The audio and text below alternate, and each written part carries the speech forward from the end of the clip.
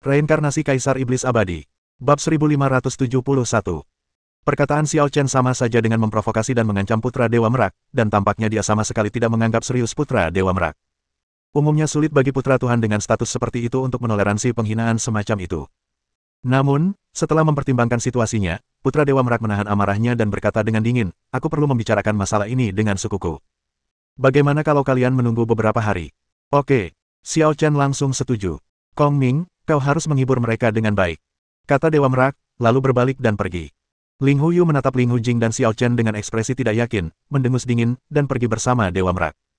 "Tuan Xiao, putra dewa manapun itu luar biasa. Jangan terlalu bersemangat hanya karena kau berada di atas angin untuk sementara waktu. Itu saja yang ingin kukatakan. Selamat tinggal." Ru Yanwan juga memberi Xiao Chen beberapa nasihat lalu pergi. "Dia mengejekmu karena terlalu bangga pada dirimu sendiri, mengapa kamu tidak memarahinya?" kata Ling Hujing. "Jangan coba-coba menebar perselisihan. Aku hanya mengingatkanmu." Xiao Chen meliriknya sekilas. "Cek, dia berteman dengan Dewa Merak dan Ling Huyukai, apa hubungannya denganmu?" Ling Hujing membantah. "Aku merasa kamu penuh dengan kebencian. Apakah kamu iri pada orang lain?" "Hah, aku cemburu pada wanita itu. Apa aku kalah darinya?" Ling Hujing membusungkan dadanya karena tidak puas. "Lihat, kau memperlihatkan kekuranganmu sendiri. Pergilah ke neraka, bajingan." Melihat ini, Pei Anqi berkata tanpa daya, "Bisakah kalian berdua bersikap lebih normal? Apakah ini saatnya untuk bersenang-senang?" "Benar. Merak itu memintamu tinggal di sini beberapa hari lagi. Dia mungkin mencoba meminta bala bantuan dari suku Hui untuk mengepung dan membunuhmu," kata Ling Hujing dengan nada meremehkan kepada Xiao Chen. "Kau mungkin kuat, tapi kenapa kau tidak punya rencana sama sekali?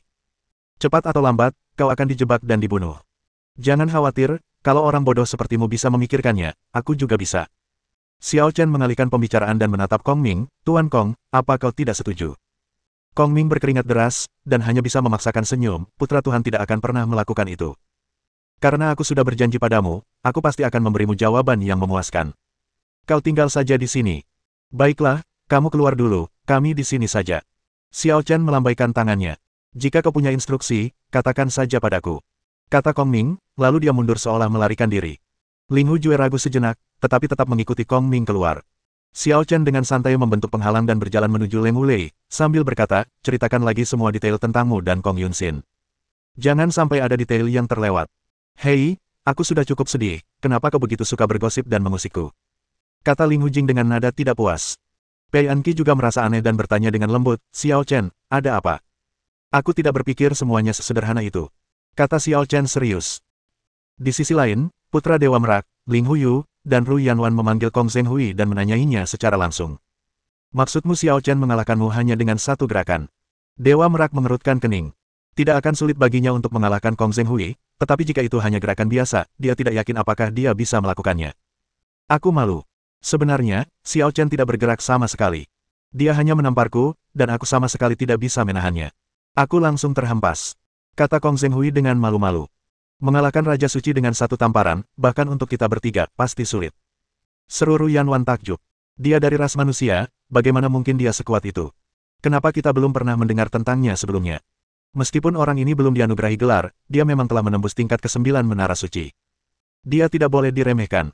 Meskipun Ling Huyu telah mengincar Xiao Chen karena masalah Ling Hujing, dia tidak berniat meremehkannya, kalau tidak, dia pasti sudah membunuh Xiao Chen secara langsung. Putra Dewa Merak tiba-tiba berubah sikap dan pasti memiliki beberapa kekhawatiran tentang membuat kesepakatan dengan Xiao Chen. "Sebenarnya, masih ada peluang untuk mengalahkan Xiao Chen," kata Dewa Merak. "Alasan kau dan aku bisa menjadi putra dan dewi dewa bukan hanya karena kekuatan kita yang biasa, tetapi karena kita bisa mengaktifkan garis keturunan dewa sejati. Bahkan jika kau mengalahkannya dengan mengaktifkan garis keturunan dewa sejati, apa gunanya? Membayar harga semahal itu tidak sepadan." Ru Yanwan menasihati Putra Dewa Merak, "Jangan bertindak berdasarkan dorongan hati." "Memang," desa anak Dewa Merak, "garis keturunan dewa sejati terlalu kuat. Begitu diaktifkan, kita juga akan menanggung rasa sakit yang luar biasa, dan tubuh kita mungkin tak mampu menahannya.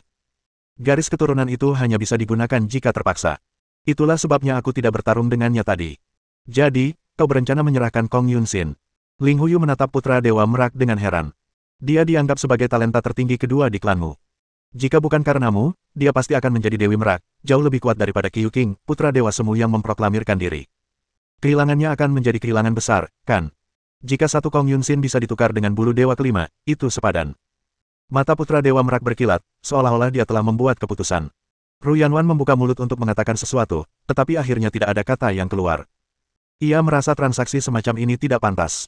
Lagi pula, Kong Yunxin adalah anggota klan dan kerabatnya. Bagaimana mungkin ia dimanfaatkan untuk berdagang?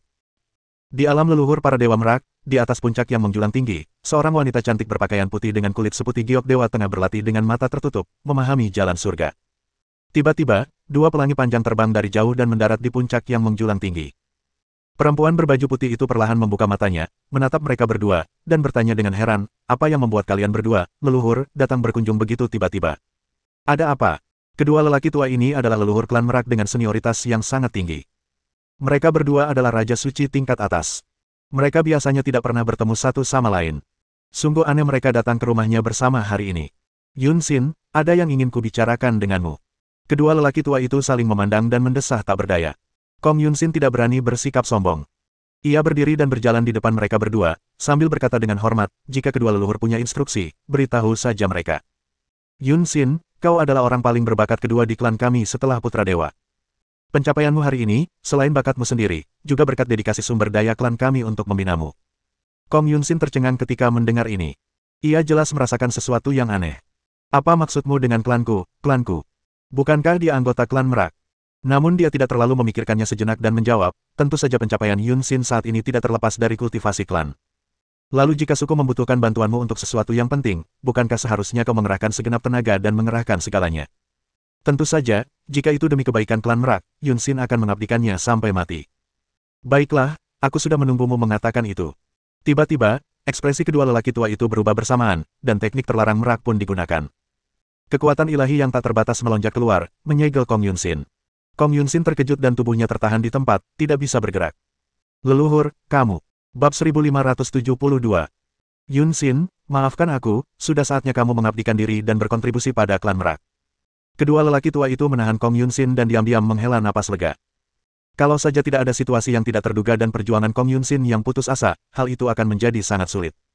Bukannya mereka tidak bisa mengalahkan Kong Yunxin bersama-sama, tetapi tidak mudah untuk menangkapnya hidup-hidup.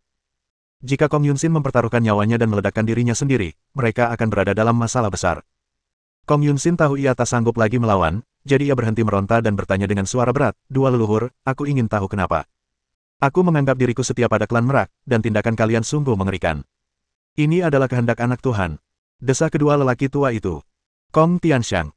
Kong Yunxin mencibir. Apakah dia pikir kecepatan kultivasiku melampauinya dan mengancam statusnya sebagai putra dewa? Yunxin, kau terlalu merasa benar sendiri. Tak dapat disangkal bahwa kau memang sangat berbakat, tetapi kau masih jauh dari menjadi putra dewa.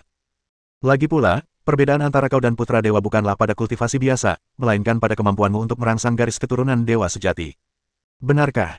Tanya Kong Yunxin dingin, lalu mengapa Kong Tianxiang menargetkan dan menangkapku? Kau akan tahu saat kau melihat putra Tuhan. Kata kedua lelaki tua itu. Kami telah menyegel kekuatan sucimu, tapi kau seharusnya sudah bisa berjalan sendiri. Jadi, kau tidak perlu diikat, kan? Jangan bicara omong kosong, tunjukkan jalan. Kata Kong Yunxin dingin. Rumah lelang Peakok memiliki susunan teleportasi yang terhubung ke klan Peakok, membuat perjalanan menjadi nyaman. Segera, Kong Yunxin bertemu dengan putra Dewa Merak, Ling Huyu dan Ru Yanwan. Tatapan Kong Yunxin mula-mula menyapu Ling Huyu, Ru Yanwan, dan dua orang lainnya sebelum akhirnya tertuju pada putra Dewa Merak. Ia berkata dengan dingin, Kong Tianxiang, maukah kau memberiku penjelasan? Yunxin, maafkan aku, kau harus berkorban kali ini. Dewa Merak bukanlah orang yang bimbang. Karena ia sudah membuat keputusan, ia tidak akan pilih-pilih. Menghadapi Kong Yunxin saat ini, dia tidak merasakan sedikit pun rasa bersalah dan sangat jujur.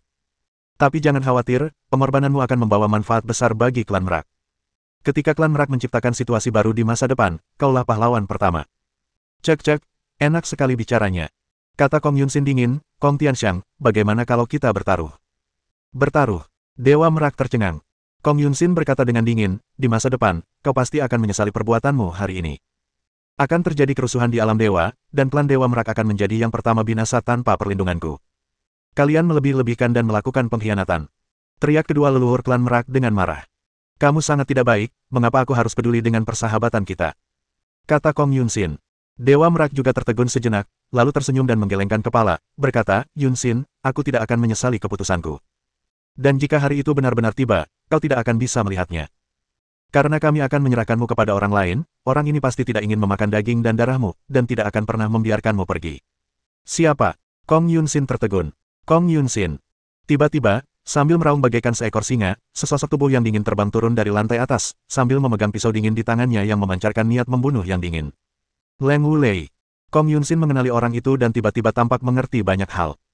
Namun alih-alih takut, dia malah tersenyum. Senyumnya sangat aneh. Aku mengerti.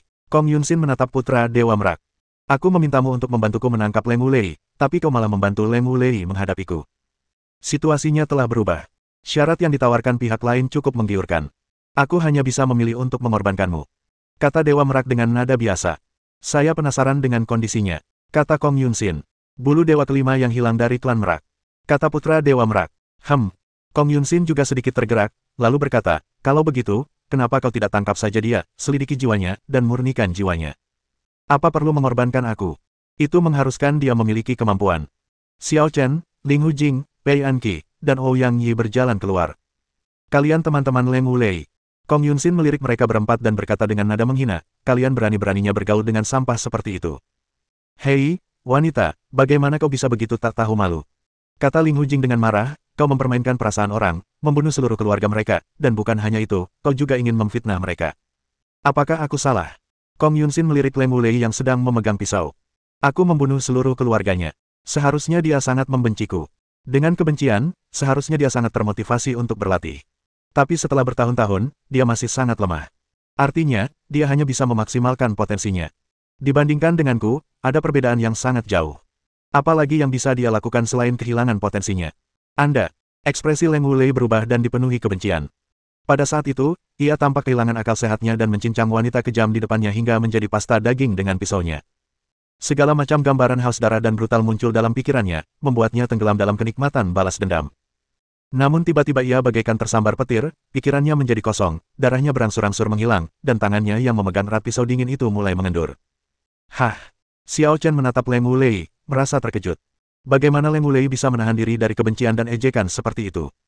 Dia jelas-jelas hampir mengamuk, tetapi tiba-tiba dia menginjak rem dan kembali sadar. Ini terlalu abnormal dan tidak dapat dilakukan secara rasional. Sekilas ada yang aneh di wajah Kong Yunxin, tak terlihat oleh orang luar. Ia mendesah pelan, lagi pula dia cuma sampah.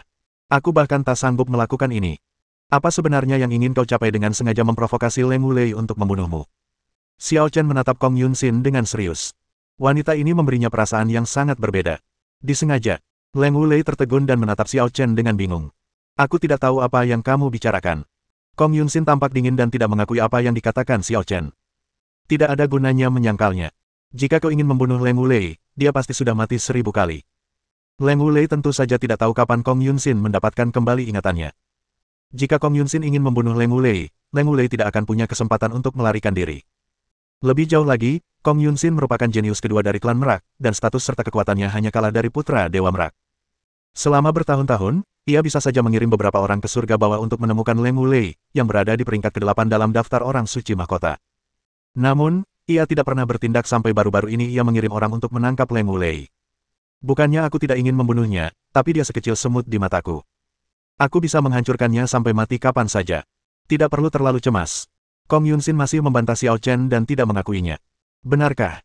Xiao Chen menatapnya dan berkata, aku sebenarnya berpikir kau sedang melatih Leng Wulei. Itu semua karena Leng Wulei tidak memenuhi harapanmu, jadi kau tidak puas. Cek, suka banget bercanda. Kata Kong Yunxin, siapa yang rela membunuh seluruh keluarga demi melatihnya? Kalaupun pelatihannya berhasil, orang pertama yang akan dibalaskan dendamnya tetaplah dia, kan? Bukankah itu sama saja menggali kuburnya sendiri? Bab 1573. Memang kejam dibenci oleh orang-orang yang kau besarkan, tetapi ada banyak orang di dunia ini yang rela mengorbankan diri, disalahpahami, dan dibenci demi mencapai tujuan tertentu. Jawab Xiao Chen. Ekspresi wajah Kong Yunxin berbinar terkejut ketika mendengar ini, jadi, di matamu, aku, seorang wanita kejam yang membunuh seluruh keluargaku, adalah seorang pahlawan dan martir. Aku tidak bilang begitu. Xiao Chen menggelengkan kepalanya. Semua hal punya kelebihan dan kekurangan. Melihat masalah dari perspektif yang berbeda bisa menghasilkan wawasan dan persepsi yang sangat berbeda. Secara pribadi, melakukan ini seharusnya bermanfaat, tapi bagi kami, kau sungguh dosa yang tak terampuni. Pikiranmu sangat jernih. Aku tidak tahu apakah ini berkah atau kutukan bagi Leng Wulei memiliki teman sepertimu. Kata Kong Yunxin dengan sungguh-sungguh, seolah mendesah memikirkan sesuatu. Apa yang kau sembunyikan? Tanya Xiao Chen, bahkan sekarang, kau masih menolak untuk berbicara. Belum waktunya. Kong Yunxin menggelengkan kepalanya. Kalau kau tidak bicara sekarang, kau tidak akan pernah punya kesempatan lagi. Kata Xiao Chen, kalau Leng Wulei tidak sanggup melakukannya, aku akan membunuhmu. Kalau kau mati, semua rencana kita akan hancur, kan? Sayang sekali kau tidak bisa membunuhku. Kong Yunxin tersenyum tak mengerti. Seorang tahanan begitu sombong. Kata Xiao Chen. Tidak mungkin, tidak akan ada yang tinggal diam dan melihatku terbunuh. Begitu Kong Yunxin selesai berbicara, Ling Huyu di sampingnya tiba-tiba memancarkan aura yang luar biasa, memperlihatkan wujud gagak emas matahari, seakan-akan seorang dewa telah bangkit, dengan kekuatan ilahi yang tak terduga. Haoyang Tianmi. Pukulan membabi buta menyapu, dan dampak yang tak tertandingi langsung menghancurkan seluruh area. Tidak bagus. Putra Dewa Merak, Ru Yanwan, kedua leluhur klan Merak, serta Kong Zhenhui, Ling Hujue, dan Kong Ming, yang berdiri jauh dan menonton, semuanya merasakan kekuatan yang mengerikan ini pada saat pertama dan mencoba yang terbaik untuk menahan dampaknya. Peng. Meskipun Kong Zhenhui, Ling Hujue, dan Kong Ming berada lebih jauh, kekuatan mereka relatif lebih lemah. Mereka langsung terhempas oleh kekuatan tersebut dan memuntahkan darah. Putra Dewa Merak, Ru Yanwan, dan kedua leluhur klan Dewa Merak memang kuat, tetapi mereka tidak sebanding dengan kekuatan ilahi tertinggi ini. Mereka semua terdorong mundur 7 atau 8 langkah, darah mereka bergolak. Dalam sekejap, seluruh rumah lelang peakok mengalami guncangan yang tak terbayangkan.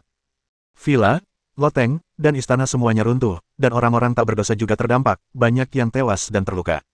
Pemandangan ini tidak diragukan lagi mengerikan. Rumah lelang Merak adalah cabang kekuatan yang didirikan oleh para dewa. Susunan sihir yang terkandung di sini tentu saja sangat kuat, dan bahkan Raja Suci tingkat tinggi pun tak mampu menghancurkannya. Namun serangan Ling Huyu langsung menghancurkan rumah lelang Merak, dan larangan yang ditetapkan para dewa tidak berpengaruh. Putra Dewa Merak, Ru Yanwan dan dua Raja Suci teratas dari klan Merak tidak mampu menahan benturan tersebut dan terguncang mundur. Kekuatan semacam ini berada di luar imajinasi orang biasa. Apa yang terjadi? Ling Hujing membuka matanya dengan linglung. Ia tidak sempat bereaksi, tetapi tanpa diduga, ia tidak terluka. Kekuatan yang begitu mengerikan, apakah itu kekuatan putra dewa klan yang sebenarnya? Pei Anqi juga terkesima. Jika Xiao Chen tidak melindungi mereka sekarang, mereka pasti sudah mati. Dia benar-benar merangsang garis keturunan dewa sejati. Apa Ling Huyu ini? Gila! Putra Dewa Merak yang agak malu itu sedikit marah. Rumah lelang Merak adalah kekuatannya. Serangan Ling Huyu akan menyebabkan kerugian besar baginya dan juga akan dikritik, yang akan memengaruhi reputasinya. Dia menyelamatkan Kong Yunxin. Ru Yanwan juga bingung. Apakah Ling Huyu dekat dengan Kong Yunxin? Apakah dia bahkan akan menggunakan garis keturunan dewa sejatinya untuknya? Sebagai putra dan putri dewa, Putra Merak Dewa dan Ru Yanwan sama-sama tahu betapa besar harga yang harus dibayar untuk mengaktifkan garis keturunan dewa sejati. Putra Dewa Merak tidak ingin menggunakan garis keturunan dewa sejati untuk berurusan dengan Xiao Chen, jadi dia memutuskan untuk berkompromi dan menukar Kong Yunxin. Namun demi menyelamatkan Kong Yunxin, Ling Huyu sama sekali tidak ragu dan langsung mengaktifkan garis keturunan dewa sejati, melancarkan serangan yang begitu mengerikan. Setahu saya, Ling Huyu dan Kong Yunxin belum banyak berinteraksi, dan ketika kita membahas ini sebelumnya, Ling Huyu tidak menunjukkan tanda-tanda kelainan atau keberatan. Jelas Kong Yunxin diam-diam mengirim pesan kepada Ling Huyu, yang mendorongnya untuk bertindak seperti ini. Tanya Putra Dewa Merak, mungkinkah dia punya sesuatu pada Ling Huyu? Sayang sekali, dia kabur. Xiao Chen melirik lubang di langit yang baru saja tertutup, nadanya cukup menarik. Ling Hujing juga mengikuti arah pandangan Xiao Chen, tetapi tidak melihat apapun. Ia langsung bertanya dengan nada tidak puas, apakah kau sengaja membiarkannya kabur? Mengapa kamu punya ide seperti itu? Tanya Xiao Chen polos. Karena menurutku jika kau ingin menghentikan mereka, kau bisa mempertahankannya. Kata Ling Hujing.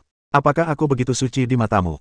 Xiao Chen berkata dengan berlebihan, kau harus mengerti bahwa putra Tuhanmu baru saja menggunakan sebagian kekuatan dewa sejati. Sudah sangat sulit bagiku untuk melindungi keselamatanmu. Tidak hanya Ling Hujing yang selamat, tetapi Pei Anqi, Ouyang Yi, dan Leng Wulei juga tidak terluka. Dengan kekuatan mereka sendiri, mereka tidak dapat menahan dampak semacam itu, jadi Xiao Chen harus memblokir semuanya untuk mereka. Orang ini, Dewa Merak tiba-tiba menyadari masalah yang sangat menakutkan dan menatap Xiao Chen dengan ketakutan di dalam hatinya. Kau tidak mundur selangkah pun saat melindungi 4 orang. Ru Yanwan juga terkejut. Dia mengakui bahwa pada saat itu, dia tidak punya waktu untuk peduli tentang hal lain kecuali dia juga mengaktifkan garis keturunan dewa sejati. Dibandingkan dengan ini, kekuatan Xiao Chen agak mengerikan. Terlalu keterlaluan jika seorang manusia jenius tanpa warisan dewa sejati dapat sebanding dengan mereka yang memiliki darah dewa sejati. Mungkin itu hanya kebetulan. Ling Huyu tidak ingin menyakiti Ling Hujing, jadi dia melemahkan serangannya terhadap mereka. Ru Yanwan memaksakan diri untuk mencari alasan agar dia bisa lebih menerima kenyataan itu. Saudara Xiao, kau tidak bisa menyalahkanku untuk ini. Aku sudah menangkap orang itu untukmu, tetapi Ling Huyu tiba-tiba turun tangan, yang di luar dugaanku, jadi. Putra Dewa Merak berjalan ke arah Xiao Chen, nada dan sikapnya sangat berubah. Ouyang Yi, bagaimana menurutmu? Xiao Chen menanyakan pendapat Ouyang Yi. Berikan padanya. Ouyang Yi tidak ragu sama sekali. Gelang Qiankun telah menjadi benda yang mengancam baginya. Hal itu menyebabkan keluarganya hancur dan ia hampir kehilangan nyawanya. Terlebih lagi, dia tidak bisa membiarkan gelang Qiankun mengenali tuannya, jika tidak maka gelang itu tidak akan berguna. Mendengar ini, Xiao Chen terdiam. Ia mengeluarkan gelang Qiankun dan melemparkannya kepada putra Dewa Merak, kembalikan ke pemilik aslinya. Kuharap kau bisa menjaga dirimu sendiri. Terima kasih. Dewa Merak mengambil gelang Qiankun dan langsung merasakan darah dewa sejati mengalir deras di tubuhnya. Ia sangat gembira. Apakah ini bulu dewa kelima yang hilang dari klan kita? Kedua leluhur klan Merak juga bersemangat. Dengan kembalinya bulu dewa kelima, masalah antara rumah lelang Merak dan Kong Yunxin tidak lagi penting. Ayo kita kembali ke suku segera. Mereka tidak sabar untuk menyelesaikan penggabungan 5 bulu dewa dan segera pergi. Melihat ini, Xiao Chen berbalik dan berjalan menuju Leng Wulei. Aku pikir jika kau membunuh Kong Yunxin sekarang, kau mungkin akan menyesalinya di masa depan, jadi ada baiknya dia melarikan diri. Wah, kau benar-benar sengaja membiarkannya pergi. Ling Hujing langsung berteriak. Bab 1574. Setelah Ling Hujing mengatakan ini, Leng Wulei, Pei Anqi, dan Ouyang Yi semua memandang Xiao Chen. Memang, nada bicara Xiao Chen terdengar seolah-olah dia bisa menahan Kong Yunxin jika dia ingin menghentikannya, tetapi dia pikir akan lebih baik membiarkannya pergi, jadi dia tidak menghentikannya. Burung kecil, kenapa kau selalu gagal menangkap inti pembicaraan saat mendengarkan orang lain? Kau lebih suka meributkan hal-hal yang tidak penting daripada orang lain. Xiao Chen terdiam. Bukankah ini intinya? Lalu apa intinya? Ling Hujing mengungkapkan ketidakpahamannya. Pei Anqi berpikir serius dan bertanya, Xiao Chen, apakah kamu telah menemukan rahasia Kong Yunxin? Aku hanya menebak. Xiao Chen melirik Leng Wulei dan mendesah, kebenaran ini mungkin sedikit kejam bagi Leng Wulei. Apa yang sebenarnya terjadi? Ouyang Yi terkejut. Mungkinkah Kong Yunxin benar-benar menyukai Leng Wulei dan benar-benar berusaha melatih Leng Wulei? Bukankah ini terlalu konyol? Ling Hujing merasa pandangan dunianya benar-benar hancur. Xiao Chen menggelengkan kepalanya dan berkata, apa yang kau pikirkan? Kong Yunxin tidak mungkin punya perasaan romantis pada Leng Wulei karena mereka mungkin punya hubungan darah. Hubungan darah. Hubungan darah. Ling Hujing dan Pei Anqi sama-sama terkejut dan merasa Xiao Chen sedang bercanda. Xiao Chen, apakah kamu masih ingin bercanda saat ini? Ouyang Yi mengeluh. Meskipun itu hanya tebakan, itu tebakan serius, bukan tebakan acak. Kata Xiao Chen serius, Kong Yunxin mungkin adik perempuan atau kakak perempuan Leng Wulei. Petik 2. Ling Hujing, Pei Anqi, dan Ouyang Yi saling berpandangan, terdiam lama sekali. Mustahil. Leng Wulei menggelengkan kepalanya berulang kali seolah terkejut. Dia dari klan Dewa Merak. Bagaimana mungkin dia ada hubungan darah denganku? Mungkin tidak tepat untuk mengatakan kita ada hubungan darah, tapi getaran jiwa kalian sangat mirip dan... Xiao Chen ragu-ragu, menggelengkan kepalanya. Lupakan saja, aku hanya menebak sekarang. Terlalu banyak bicara hanya akan menambah masalahmu. Pokoknya, jangan khawatirkan dia untuk saat ini. Dia tidak akan menyakitimu. Ketika kebenaran terungkap suatu hari nanti, kau mungkin akan mengerti segalanya. Soal memaafkannya atau tidak, terserah padamu. Leng Wulei terdiam setelah mendengar ini. Sebenarnya, jika Xiao Chen tidak mengatakannya, dia tidak akan punya cara untuk membalas dendam pada Kong Yunxin. Kong Yunxin dapat membunuhnya beberapa kali hanya dengan satu nafas. Perbedaan level antara kedua orang itu terlalu besar. Karena semua orang sudah pergi, tidak perlu dibahas lagi. Mari kita pikirkan rencana ke depan. Kata Pei Anqi. Bukankah kau akan pergi ke klan Jinwu untuk mencari Ling Huyu? Tanya Ling Hujing, aku akan membawamu ke sana dan meminta klarifikasi dari Ling Huyu. Mungkin Kong Yunxin juga ada di sana. Tidak perlu. Kata Xiao Chen, burung kecil, kembalilah ke klan Gagak Emas sendirian. Aku masih ada urusan lain. Mengapa kamu tidak bisa membawaku bersamamu? Ling Hujing mengeluh. Bukan masalah aku boleh bawa kamu atau tidak. Apa kamu tidak punya urusan sendiri? Mengikutiku seharian, tidak melakukan apa-apa, omong kosong apa itu? Kritik Xiao Chen. Ling Hujing jelas-jelas memikirkan sesuatu, dan berkata dengan lesu, baiklah, kalau begitu aku pergi. Tanpa kata-kata tambahan, dia terbang begitu saja dan menghilang. Tiba-tiba kau bicara kasar seperti itu, apa kau tidak takut menyakiti perasaan gadis itu? Pei Anqi terkekeh. Dia tidak sekecil itu. Dia mungkin pergi karena memikirkan tanggung jawab dan misinya. Aku hanya memberinya sedikit pengingat. Kata Xiao Chen. Nenek moyang Gagak Emas meninggalkan jejak pada Ling Hujing, yang menentukan Ling Hujing akan memiliki misi penting dan dia tidak bisa lagi bersikap tidak berperasaan dan menjalani kehidupan yang biasa-biasa saja. Jadi, apa yang akan kamu lakukan selanjutnya? Bolehkah aku ikut denganmu? Tanya Pei Anqi. Dalam 100 tahun, alam kegelapan akan menyerang alam ilahi, dan perang antara kedua alam akan pecah. Situasinya akan sangat kacau, jadi aku ingin membantumu meningkatkan kekuatanmu agar kau mampu menghadapinya dan melindungi dirimu sendiri. Kata Xiao Chen. Kita bertiga. Pei Anqi menatap Leng Wulei dan Ouyang Yi. Tentu saja ada lebih dari itu, ada banyak orang. Kata Xiao Chen. Apakah rekan Taoismu ada di sini? Coba aku temui dia, tanya Pei Anqi tiba-tiba. Dia selalu memikirkan tentang pasangan Tao Xiao Chen, dan ingin melihat seperti apa gaya wanita yang dapat dikenali oleh Xiao Chen. Dia tidak membutuhkannya. Xiao Chen menggelengkan kepalanya. Kekuatannya saat ini setidaknya setara dengan putra dewa atau dewi, dan dialah kekuatan utama melawan alam kegelapan. Aku tidak perlu mengkhawatirkannya. Sepertinya aku tidak akan pernah bisa melampauinya. Pei Anqi mendesah pelan. Xiao Chen tidak tahu harus menjawab apa, jadi dia hanya menghindari topik itu dan berkata kepada Ouyang Yi dan Leng Wulei, kalian kembali ke keluarga Ouyang dan tunggu. Oke. Ouyang Yi sudah lama ingin kembali ke keluarga Ouyang. Karena Ouyang Wushuang telah digulingkan, dialah yang akan memimpin keluarga Ouyang. Ulurkan tanganmu, kata Xiao Chen lagi. Ouyang Yi dan Leng Wulei saling berpandangan, dan tanpa mengajukan pertanyaan apapun, mereka hanya mengulurkan tangan. Jari-jari Xiao Chen mengembun menjadi cahaya aneh, dan dia mengukir tanda persegi panjang di lengan Ouyang Yi dan Leng Wulei. Untuk lebih jelasnya, itu seperti pintu. Apa ini? Tanya Ouyang Yi. Gerbang pemanggilan, kau akan mengerti ketika saatnya tiba. Kata Xiao Chen. Baiklah, ayo berangkat. Ouyang Yi dan Leng Wulei pergi bersama. Anqi, kamu juga harus kembali ke surga Daluo untuk sementara waktu. Kata Xiao Chen, sekarang setelah kamu mewarisi tahta, kamu harus bertanggung jawab atas keluarga kerajaan dan rakyat kerajaan Daluo. Saat itu, aku ingin menyatukan kekuatan kita untuk membalaskan dendammu. Siapa yang tertarik menjadi kaisar? Tanya Pei Anqi. Meski begitu, kau harus menyerahkan kekuasaan dan tahtamu agar tidak menimbulkan masalah di masa depan.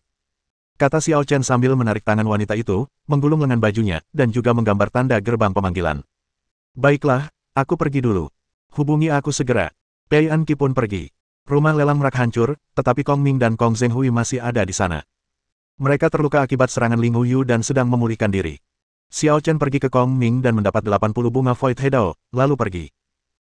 Xiao Chen pertama kali kembali ke klan roh dan menemukan Ye Yufei dan Xiao Yingsui. Kurang dari 3 bulan sejak terakhir kali dia pergi, tetapi kultivasi kedua wanita itu telah meroket. Ye Yufei menyatukan kekuatan heksagram dan langsung terbang ke alam suci, mengolah 4 cahaya suci. Lagi pula, ini baru permulaan. Kekuatan heksagram belum sepenuhnya dipahami. Paling-paling, sepertiganya telah dipahami. Adapun Xiao Yingsui, Xiao Chen bahkan lebih terkejut. Awalnya dia menguasai pedang pemotong bulan dan dipromosikan ke alam suci. Anda harus tahu bahwa sebelum dia bersentuhan dengan pedang pemecah bulan, dia hanya berada di tingkat ketiga dao besar. Dalam hal tingkat kemajuan, kemajuannya lebih besar dari Ye Yufei. Pedang ini lebih kuat dari yang kubayangkan. Xiao Chen penasaran dengan asal-usul pedang pemotong bulan. Xiao Chen, apakah kamu akan pergi lagi setelah kembali kali ini? Tanya Ye Yufei. Aku harus kembali ke alam dewa 4 arah dan alam abadi. Xiao Chen berkata jujur, dalam 100 tahun, perang akan pecah di alam dewa. Aku perlu mempersiapkan banyak hal sebelumnya, untuk berjaga-jaga. Sebagai putra tertua Zulong, firasat Zukui tidak mungkin salah. Terlebih lagi, pertemuan dengan Kong Yunxin dan Leng Wulei kali ini hampir menegaskan hal ini. Alam kegelapan telah memasang bidak catur dan penyergapan tersembunyi di alam dewa. Bab 1575. Dalam 100 tahun. Mendengar ini, Ye Yufei juga merasa waktunya hampir habis. Bagi manusia, 100 tahun adalah masa hidup yang sangat panjang. Namun kini, 100 tahun telah berlalu dalam sekejap mata, itu terlalu singkat. Kamu sudah bertanggung jawab sekarang. Lakukan saja apapun yang kamu mau. Yingsui dan aku akan mengurus diri kami sendiri.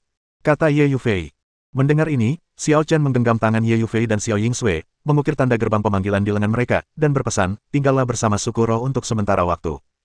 Aku akan menghubungi kalian ketika waktunya tiba. Oke. Ye Yufei dan Xiao Yingsui keduanya mengangguk. Setelah itu, Xiao Chen mengumpulkan sisa orang-orang di klan roh. Ling Xiaozu, Namong Yanran, Wan Hong, Yin Chong, Shen dan Yao.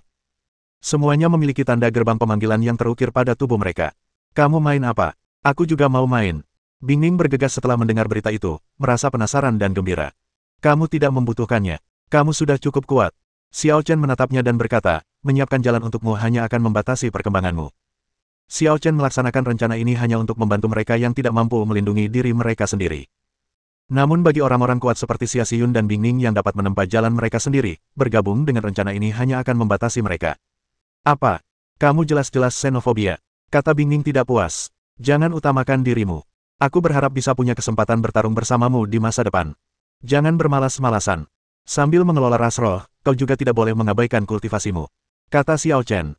Jangan khawatir, jika kegelapan benar-benar datang, aku pasti akan menebus penyesalan yang gagal kuselesaikan di kehidupan pertamaku. Kata Bingning dengan gagah berani dan percaya diri. Tetapi bagaimanapun Xiao Chen memandangnya, dia tampak seperti anak kecil. Kekuatan petapa agung Lingua kuno perlahan-lahan bangkit, bahkan ingatannya pun terbangun. Namun, kesadaran dan kepribadiannya masih Bingning yang dikenal Xiao Chen. Atau mungkin, di hadapan orang luar, dia adalah Lingua Great Sage yang agung, dan hanya di hadapan Xiao Chen dia adalah Bingning. Dalam kehidupan Santa Lingua Agung, dia ambisius dan sombong, dan merupakan orang pertama yang bangkit dan memimpin ras roh untuk melawan dunia gelap. Tanpa diduga, ia dikalahkan bukan oleh musuh-musuh dunia gelap, melainkan oleh bangsanya sendiri. Ia disergap dan dipaksa bereinkarnasi. Dalam kehidupan ini, dia ingin menebus penyesalan masa lalunya dan bertarung melawan dunia gelap. Kudengar ras rohmu masih punya jimat leluhur penghancur dunia. Kata Xiao Chen kepada Bingning, pinjamkan padaku. Aku harus kembali ke alam ilahi 4 arah. Apa kau gila? Jimat leluhur penghancur alam adalah barang sekali pakai, hanya untuk keadaan darurat, bukan untuk bepergian. Bingning menatap Xiao Chen dengan tatapan kosong, jelas tidak berniat memberikannya. Ras roh sekarang hanya memiliki satu jimat leluhur pemecah batas terakhir, yang harus disimpan untuk keadaan darurat. Untuk pergi ke alam ilahi 4 arah, ada senjata ajaib lain. Bingning melambaikan tangannya dengan ringan, memanggil senjata ajaib platform teratai, dan melemparkannya ke Xiao Chen. Ketika Xiyun dan aku tiba di surga ke-33, utusan aliansi Dao Surgawi sepertinya menggunakan senjata ajaib semacam ini. Xiao Chen memainkan platform teratai dan bertanya, bisakah ini berteleportasi ke arah tertentu? Tidak, kalian akan diteleportasi secara acak ke suatu tempat di alam ilahi 4 arah. Tapi begitu kalian kembali, dimanapun kalian berada, kalian bisa langsung kembali ke klan roh. Kata Bingning. Baiklah, aku mengerti.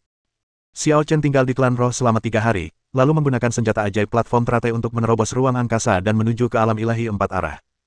Ternyata, dia beruntung dan tiba langsung di alam Dewa Timur, tidak jauh dari klan es. Carilah Meng Qing terlebih dulu. Kali ini, Xiao Chen memutuskan untuk membawa Meng Qing bersamanya. 10 makhluk terkuat yang paling dekat dengan para dewa seharusnya termasuk leluhur klan es. Meng Qing telah memperoleh jiwa leluhur, dan potensinya sangat besar. Namun, Meng Qing mengambil jalan pintas sejak awal, dan sekarang saya khawatir tidak ada cara untuk melepaskan diri dari belenggu itu. Saya harus membantunya menyelesaikan masalah ini terlebih dahulu. Meng Qing adalah pembantunya, dan klan es tentu saja adalah halaman belakangnya, jadi Xiao Chen tidak peduli dengan etika dan menyelinap masuk diam-diam tanpa ada yang menyadarinya. Xiao Chen langsung terkunci pada aura Meng Qing. Tingkat ke-9 Kaisar Ilahi, seperti yang diharapkan. Meng Qing telah tumbuh hingga tingkat ke-9 alam kekaisaran, tetapi juga berhenti di sana. Ia memiliki jiwa leluhur, dan potensinya jauh lebih besar dari ini. Namun, ia, yang mempraktikkan jalan minor, tak pernah mampu mencapai lompatan itu. Alam kaisar tingkat ke-9 sudah merupakan batas dari jalur minor. Bahkan seseorang dengan bakat luar biasa seperti kaisar manusia pun tak mampu menembus batasan ini. Pada saat ini, di aula Binghe klan es, Meng Qing, Meng Yixian, Meng Anci dan 3 leluhur kaisar dewa klan es sedang mendiskusikan masalah penting, dan setiap orang memiliki ekspresi serius. Meng Qing, kurasa kita harus menuntut perdamaian, desah Kaisar Ilahi Yongfeng. Kekuatan klan suci sudah di luar kemampuan kita untuk melawannya, apalagi monster itu. Jika kita tidak menyerah, kita pasti akan menghancurkan diri kita sendiri. Ya, kami sependapat. Kedua Kaisar Dewa, Dongao dan Xinghai, juga mengangguk, menyetujui usulan Kaisar Dewa Yongfeng. Setelah bertahun-tahun, kultivasi mereka telah meningkat pesat, tetapi mereka masih hanya pada level Kaisar Dewa, dan mereka bahkan tidak dapat menembus level Raja Dewa. Meng Qing mewarisi warisan dari leluhurnya, dan tingkat kultivasinya meningkat pesat, mencapai alam kekaisaran tingkat ke-9. Di bawah kepemimpinan Meng Qing, klan es bangkit dengan kuat, dari dasar 10 klan kekaisaran ke puncak 10 klan kekaisaran, dan mencapai puncak alam Dewa Timur. Tapi lalu kenapa? Di hadapan para orang suci tempat semua orang mempraktikkan Dao Agung, bahkan Meng Qing pun tak berarti apa-apa, apalagi mereka. Kenapa kau meminta perdamaian? Apa kau akan membiarkan Meng Qing menikah dengan orang-orang suci itu? Meng Yixian menggebrak meja dengan marah. Meng Qing telah bekerja keras untuk klan es selama bertahun-tahun. Berapa banyak pengorbanan yang telah ia lakukan? Tanpa Meng Qing, akankah klan es sejaya sekarang? Sekarang kita menghadapi kesulitan, kau tidak ingin menghadapinya bersama, tetapi malah ingin mengorbankan Meng Qing. Yixian, jangan terlalu bersemangat. Kami tidak bilang ingin mengorbankan Meng Qing. Sela Meng Anci. Ia adalah mantan patriark klan es. Setelah Meng Qing naik tahta, ia mengabdikan diri untuk mengasingkan diri dan berhasil mencapai ranah Kaisar Dewa. Kekuatannya kini setara dengan beberapa leluhur. Terlebih lagi, dia telah menjabat lebih lama dari Meng Qing, dan dalam hal situasi keseluruhan, dia lebih berpengalaman dan lebih tenang daripada Meng Qing. Nada bicara Meng Yixian sedikit melunak, tetapi ia masih kesal. Ia memperingatkan, aku tidak peduli apapun rencanamu. Meng Qing kan orangnya Xiao Chen. Kau tidak boleh punya pendapat apapun tentangnya. Kalau Xiao Chen kembali dan tahu tentang ini, apa kau sudah memikirkan cara menjelaskannya? Yixian, ini dipaksakan oleh situasi. Kau harus tahu bahwa mereka adalah klan suci yang memproklamirkan diri sejak zaman kuno, dan semua orang mempraktikkan Dao Agung. Bahkan jika Xiao Chen ada di sini, dia tidak bisa mengubah apapun. Kata Kaisar Dewa Yongfeng tanpa daya. Faktanya, setelah semua kejadian ini, dia mulai memandang Xiao Chen dengan rasa hormat yang baru, dan menganggap Xiao Chen sebagai seorang jenius yang menakjubkan sekaligus monster yang menentang akal sehat. Namun apa yang akan berubah? Musuh yang dihadapi klan es sekarang adalah klan suci. Seperti tersirat dalam namanya, klan suci harus memiliki orang suci di dalam klan, dan bukan hanya satu atau dua saja. Mungkin, bahkan ada Raja Suci. Kecuali leluhur klan es dibangkitkan dan mendapatkan kembali kekuatan puncaknya, bagaimana klan es dapat melawannya? Yongfeng, setelah bertahun-tahun, kamu masih sama saja, memandang rendah orang lain. Tiba-tiba terdengar suara yang mengejutkan keenam orang di Binghe Hall. Bab 1576. Tuan Muda, Meng Qing, yang diam saja selama diskusi, tampak paling bersemangat saat itu. Ia berdiri dari tempat duduknya dan menatap pintu masuk istana Binghe dengan mata penuh harap. Dia tidak kecewa, dan tak lama kemudian sosok yang dikenalnya melangkah memasuki aula. Xiao Chen, Meng Anqi dan ketiga kaisar Dewa Yongfeng, Dongao, dan Xinghai semuanya terkejut, seolah-olah mereka tidak menyangka Xiao Chen akan bergegas kembali di saat kritis ini. Namun, mereka merasa gelisah. Mereka paling tahu temperamen Xiao Chen. Bagaimana mungkin dia bisa membiarkannya begitu saja ketika dia tahu Meng Qing telah disakiti? Jika dia terlibat, situasinya hanya akan bertambah kacau. Akhirnya kau di sini juga. Kalau tidak, istri kecilmu pasti sudah direnggut. Meng Yixian masih berterus terang seperti sebelumnya. Yixian, apa yang kau katakan? Meng Qing tidak berdaya menghadapi teman jahat ini. Dahulu kala, mereka berdua adalah putri kaisar klan es, yang bersaing memperebutkan tahta dan merupakan rival. Namun kini, mereka telah menjadi sahabat karib yang bisa diajak bicara tentang apa saja. Bantuan Meng Yixian juga menjadi alasan mengapa ia mampu bertahan selama bertahun-tahun. Lagi pula, mereka seusia, dan ketika mereka kesal dengan kesulitan yang tidak dapat dipecahkan untuk saat ini, mereka punya banyak topik untuk dibicarakan dan bersantai. Wajar saja kalau pembantu diberikan sebagai mas kawin. Siyun kan istri pertama, jadi tentu saja kamu istri kedua, kata Meng Yixian sambil terkikik. Xiao Chen memiliki pemahaman mengenai kepribadian Meng Yixian, jadi dia berasumsi bahwa dia hanya mencoba menghidupkan suasana. Namun, Xiao Chen masih khawatir ketika dia mengatakan Meng Qing diculik. Dia langsung menghampiri dan bertanya, Meng Qing, kesulitan apa yang kamu hadapi? Meng Qing sedikit tenang dan menjawab, sebuah klan suci telah muncul di alam Dewa Timur. Mereka berniat menyatukan 4 alam dewa dan menjara sumber daya masing-masing klan. Dari 10 klan kekaisaran alam Dewa Timur, hanya klan es dan klan berbulu yang belum menyerah. Sisanya pada dasarnya telah menyerah kepada klan suci. Klan suci.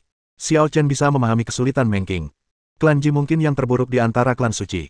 Klan Raja Laut juga merupakan klan suci, tetapi kekuatannya tak terhitung jumlahnya lebih besar daripada klan Ji dan bahkan berani menyebut dirinya sebagai klan Dewa Semu. Seburuk apapun klan Sein di alam Dewa Timur, setidaknya mereka setara dengan klan Ji. Tidak mengherankan jika mereka memiliki kekuatan setingkat Raja Sein. Raja Suci berada di 4 alam dewa, siapa yang dapat menghentikannya? Jadi, kau ingin mengorbankan Meng Qing demi perdamaian klan es? Xiao Chen berbalik dan menatap dingin ke arah keempat orang kaisar Dewa Yongfeng. Orang-orang ini, tidak peduli jam berapa, hanya dapat melihat manfaatnya. Sebesar apapun pengorbanan Meng Qing untuk klan es, mereka belum tentu bersyukur. Di masa krisis, mereka selalu berpikir untuk mengorbankan orang lain demi bertahan hidup, bahkan menyebutnya demi kebaikan bersama. Meng Qing sekarang adalah pemimpin klan es. Meskipun enggan, ia harus mempertimbangkan ratusan juta orang di klan es, jadi ia tetap diam dan tidak berpartisipasi dalam diskusi. Xiao Chen, masalah ini sangat penting. Kita terpaksa melakukan ini, kata Kaisar Ilahi Yongfeng. Lagi pula, putra klan suci sangat berbakat dan benar-benar layak untuk Meng Qing. Tidak ada yang salah dengan itu. Lebih baik kau keluar. Xiao Chen mengangkat tangannya dan menamparnya. Peng! Kaisar Ilahi Yongfeng langsung terlempar keluar dari istana Binghe. Dilihat dari posturnya, kemungkinan besar ia terjatuh tertelungkup. Indah sekali. Meng Yixian sangat gembira dan bertepuk tangan untuk Xiao Chen. Sungguh memuaskan. Dia sudah lama kesal dengan lelaki tua keras kepala seperti Kaisar Ilahi Yongfeng, tetapi karena dia adalah leluhurnya, dia tidak bisa berbuat apa-apa. Sekarang Xiao Chen telah memberi pelajaran pada Kaisar Yongfeng, dia merasa sangat puas. Meng Qing, ayo kita lihat betapa berbakatnya putra suci itu. Apakah dia layak untukmu? Xiao Chen berjalan mendekati Meng Qing dan tanpa menunggu dia bereaksi, dia menariknya dan menghilang dari istana Binghe. Tak ada jejak yang tersisa, ia lenyap begitu saja. Apakah dia menggunakan kemampuan spasialnya? Mengapa dia tidak bisa merasakan fluktuasi spasial? Tanya Meng Anqi takjub. Kultivasinya semakin tak terduga. Ngomong-ngomong, kemana mereka pergi? Tanya kedua kaisar Dewa Dongao dan Xinghai. Bodoh, dia pasti langsung menuju sarang naga, itu lebih mirip gayanya. Meng Yixian tiba-tiba bergegas keluar dari istana Binghe dengan penuh semangat. Dia harus segera bergegas ke klan suci, kalau tidak dia akan ketinggalan pertunjukan. Ini terlalu kacau, ayo kita pergi dan lihat. Meng Anqi, Xinghai dan Dongao juga bergegas keluar. Xiao Chen kuat, tetapi tidak realistis baginya untuk ingin berurusan dengan seluruh klan suci sendirian. Meng Qing ditangkap oleh Xiao Chen dan dapat merasakan perubahan ruang dan waktu di sekitarnya. Jelas bahwa ia sedang menjelajahi ruang angkasa. Dia juga mengerti kemana Xiao Chen akan membawanya. Namun, dia percaya pada kemampuan Xiao Chen dan tidak akan melakukan apapun tanpa keyakinan. Dia lebih peduli terhadap masalah lain saat ini. Tuan, mengapa Anda tiba-tiba datang menemui saya? Meng Qing bertanya dengan lembut. Terakhir kali Xiao Chen membawa Xia Xiyun pergi, dia tidak membawanya. Xia Xiyun pernah berpikir akan sulit bertemu Xiao Chen lagi. Dengan potensimu, akan sia-sia kau tetap di klan es. Ikuti aku mulai sekarang. Xiao Chen bahkan tidak memberi Meng Qing hak untuk memilih, dia sangat belak-belakan. Meng Qing terkejut saat mendengar ini, dan berkata sambil tersenyum, oke. Jawabannya sangat singkat, namun juga mengungkapkan perasaan Meng Qing yang sebenarnya. Namun tak lama kemudian, ia berkata dengan sedih, Tuan, jalanku telah mencapai ujungnya. Aku tak bisa menerobos apapun yang terjadi. Tidak apa-apa. Aku di sini untuk membantumu menyelesaikan masalah ini. Kata Xiao Chen. Apakah ada jalan? Pemenggalan kepala mungkin satu-satunya jalan. Si Dao. Meng Qing ragu-ragu setelah mendengar ini, saya khawatir metode ini tidak akan berhasil. Kenapa tidak berhasil? Tanya Xiao Chen, apakah karena jalur tebasannya terlalu berbahaya? Yah, konsep jalur tebasan telah diusulkan oleh banyak pendahulu, dan banyak orang juga telah mempraktikannya, tetapi tanpa terkecuali, mereka semua gagal. Meng Qing berkata, banyak orang memahami arti jalur tebasan. Tetapi mampu memahami artinya bukan berarti seseorang dapat mencapai tingkat itu dan memiliki kemampuan untuk menebas jalur tebasan. Memang, jika kau ingin memutus Dao, kau harus melakukannya secara alami. Jika kau memutus Dao dengan paksa, paling banter kau akan kehilangan seluruh kultivasimu dan merusak fondasi Daomu, paling buruk kekuatanmu akan menjadi bumerang dan kau akan mati di tempat. Kata Xiao Chen. Cara memotong Dao biasanya dapat dilakukan ketika seseorang telah menyadari Dao baru. Bunuh aku dan kau akan melihat diriku yang sebenarnya. Namun sulit bagi orang yang mengamalkan cara-cara minor untuk memperoleh realisasi itu. Oleh karena itu, cara pemenggalan kepala hanya mungkin secara teori. Pada kenyataannya, tidak seorang pun dapat berhasil. Jika tidak, hal itu tidak akan menjadi masalah abadi. Tuan, saya khawatir saya akan mengecewakan harapan Anda. Jika saya memaksakan diri, hasilnya tidak akan ideal. Meng Qing tahu batas kemampuannya sendiri. Jika dia yakin membunuh Dao, dia tidak akan menunggu sampai hari ini. Jangan khawatir, jika kamu tidak bisa melakukannya sendiri, aku akan melakukannya untukmu. Xiao Chen telah mempersiapkan begitu lama, tentu saja dia tidak akan gagal menyadari celah yang jelas ini. Dia telah mempertimbangkan ide Zhan Dao sejak awal, tetapi saat itu dia juga mengerti bahwa tidak realistis membiarkan Meng Qing, Xilier, An Yi dan yang lainnya membunuh Dao sendirian, jadi dia tidak mengemukakannya secara langsung. Dan kini, dia telah menemukan rencana yang sangat jitu. Bantu kami membunuh. Meng Qing mengira dia salah dengar dan sedikit tercengang. Bisakah Anda meminta orang lain membantu Anda melakukan sesuatu seperti memenggal kepala Dao? Bab 1577. Kau akan tahu nanti. Jangan khawatir, serahkan semuanya padaku. Untuk saat ini, mari kita fokus pada klan Shen ini. Setelah dia selesai berbicara, Meng Qing menyadari bahwa dia dan Xiao Chen telah tiba jauh di langit berbintang. Di hadapan mereka, berdiri sebuah pintu menjulang tinggi menuju kehampaan, memancarkan aura hikmat dan sakral yang membuat orang tak berani mendekat dengan mudah. Apakah ini pintu masuk ke klan suci? Xiao Chen belum pernah ke sini, tetapi indera spiritualnya begitu kuat sehingga ia dapat dengan mudah menemukan lokasi klan suci. Lagi pula, keempat alam dewa pada dasarnya dipenuhi oleh para praktisi jalan kecil, dengan aturan-aturan yang tidak lengkap dan tidak memiliki asal-usul jalan besar. Klan suci, yang berada di atas aturan empat alam dewa, sangat mencolok di sini. Yah, klan suci ini baru saja dibuka segelnya. Sejauh ini, hanya beberapa putra suci dan beberapa pengikut yang telah bertindak. Sebagian besar yang lain belum muncul. Aku tidak bisa membayangkan betapa kuatnya fondasi mereka. Meskipun Meng Qing percaya pada Xiao Chen, dia juga berharap Xiao Chen bisa lebih berhati-hati. Betapapun kuatnya fondasi kita tetaplah klan suci. Xiao Chen tidak ambil pusing. Belum lagi para Shen, bagaimana kalau mereka adalah para dewa? Secara kebetulan, sebelum Xiao Chen dapat membuka pintu kehampaan itu, pintu itu terbuka secara otomatis dan beberapa sosok terbang keluar. Pemimpinnya adalah seorang pria dan seorang wanita, keduanya masih muda. Di belakang mereka, ada 6 lelaki tua dengan penampilan abadi, setidaknya setingkat orang suci, tetapi mereka semua memperlakukan pria dan wanita itu dengan penuh hormat. Tuan muda, pemuda berbaju ungu itu adalah salah satu putra suci. Meng Qing mengenali pemuda yang memimpin jalan itu sekilas dan berkata dengan suara rendah. Hanya ada satu anak dewa atau dewi di klan dewa, dan mereka unik. Namun, akan ada beberapa putra dan putri suci di klan suci pada saat yang bersamaan. Klan Ji memiliki Ji Beiwu dan Ji Ruolian. Secara relatif, kekuatannya tidak buruk. Xiao Chen melirik pemuda berjubah ungu itu dan yakin bahwa kekuatannya hampir setara dengan Raja Tuoba. Ia telah mengolah 10 cahaya suci dan jauh lebih kuat daripada Ji Beiwu dan Ji Ruolian.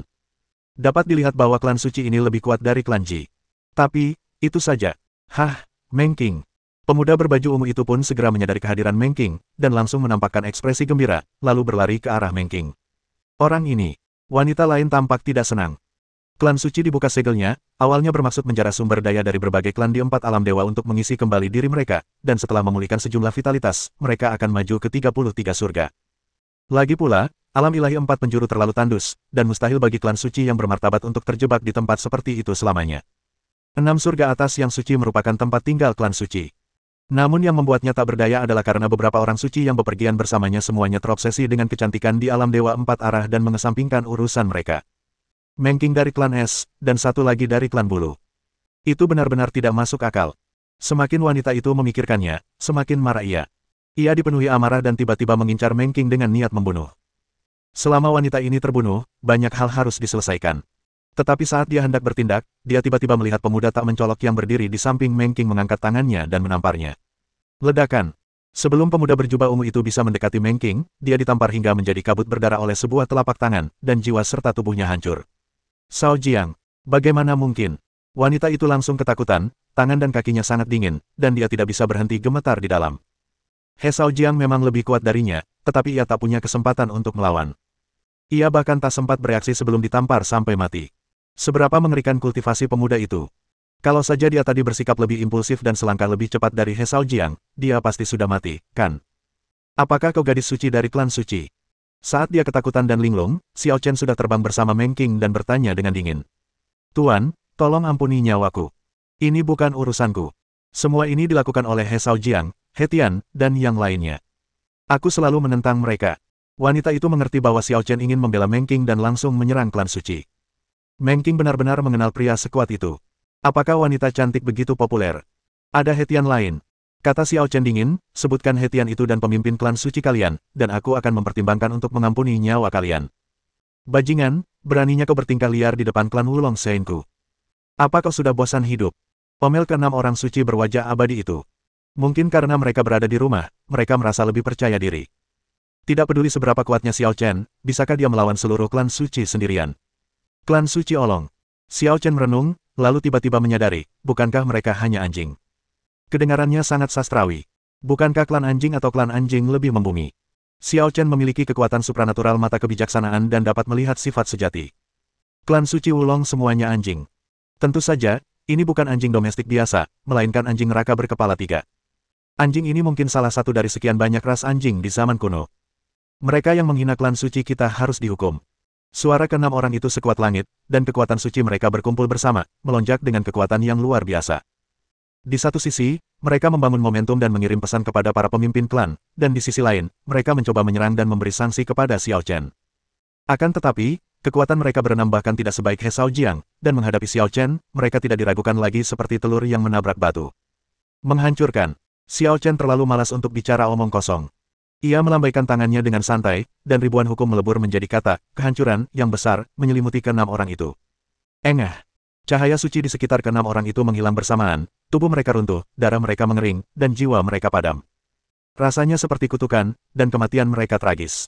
Tuan, tolong ampuni nyawaku. Gadis suci itu begitu ketakutan ketika melihat pemandangan itu hingga wajahnya memucat dan tubuhnya gemetar tak terkendali. Apakah kau ingin aku mengulangi apa yang baru saja kukatakan? Tanya Xiao Chen dingin. Baik, aku akan segera memberitahu ketua klan. Gadis suci itu tidak berani menentang Xiao Chen dan bersiap untuk membalas pesannya. Tidak. Tiba-tiba, ribuan aura dahsyat keluar dari gerbang kehampaan, dan amukan masing-masing aura menyebabkan langit berbintang sejauh jutaan mil berguncang terus-menerus. Jelas, kematian He Cao Jiang dan tindakan ke-6 orang tadi telah membuat para pemimpin puncak klan suci menyadarinya. Pada saat ini, hampir semua orang suci keluar dengan kekuatan penuh. Bagaimana mereka bisa menoleransi seseorang yang membunuh putra suci mereka di depan pintu rumah mereka? Secara kebetulan, pada saat ini Meng Yixian, Meng Anqi, Dong Hao, Xing Hai dan lainnya juga tiba di tempat kejadian. Ya Tuhan, ini. Ketika beberapa orang melihat pemandangan ini, mereka semua terkejut. Biasanya, satu-satunya orang dari klan suci yang keluar adalah He Cao Jiang, He Tian dan beberapa lainnya. Dengan kekuatan beberapa orang saja, mereka dengan mudah menyapu alam Dewa Timur dan membuat 8 klan kekaisaran tunduk. Namun, pada saat ini, hampir 1000 orang suci yang kuat memancarkan aura yang mendominasi dunia. Jalanan bergemuruh, Langit berbintang berguncang, dan bintang-bintang hancur berkeping-keping. Ketika mereka saling memandang dari jauh, mereka merasakan hati mereka hancur. Apa yang dia lakukan sampai-sampai seluruh klan suci keluar dengan kekuatan penuh? Gumam Meng Yixiwan dalam hati, menatap Xiao Chen dan Meng Qing yang berdiri berdampingan di garis depan, menghadapi pasukan klan suci. Bahkan dalam situasi seperti ini, keduanya tampaknya mampu menghadapinya dengan tenang dan tanpa rasa takut. Apakah ini kepercayaan klan suci Wulong milikmu? Xiao Chen melirik sekilas dan hanya melihat 3 raja suci, yang semuanya adalah raja suci tingkat rendah. Ia pun merasa kecewa. Bab 1578. Kultivasi yang mulia di usia semuda ini sungguh mengagumkan, tetapi klan suci Wulongku tidak bisa dianggap remeh.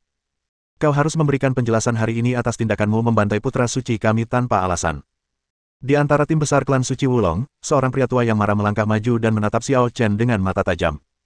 Dia adalah salah satu dari 3 raja suci yang hadir dan juga patriark klan suci Wulong. Tanpa alasan, Xiao Chen mencibir. Kau merusak segel dan dengan sembrono menjara sumber daya berbagai ras di alam Dewa Timur, memaksa mereka untuk tunduk. Dalam prosesnya, kau membunuh puluhan juta orang.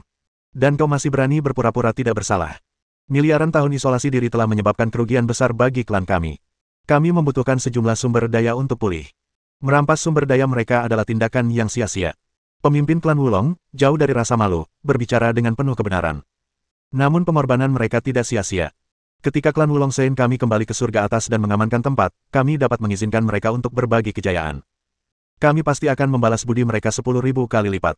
Kau percaya omong kosong semacam ini? Meng Qing tak bisa menahan cibiran ketika mendengarnya. Bodoh. Hukum rimba adalah norma di dunia kultivasi. Kita hanya menjara mereka, bukan memusnahkan mereka sepenuhnya. Kita sudah melakukan yang terbaik. Gerutu seorang raja suci yang radikal. Mereka hanya lemah. Mereka seharusnya melayani yang kuat. Oke.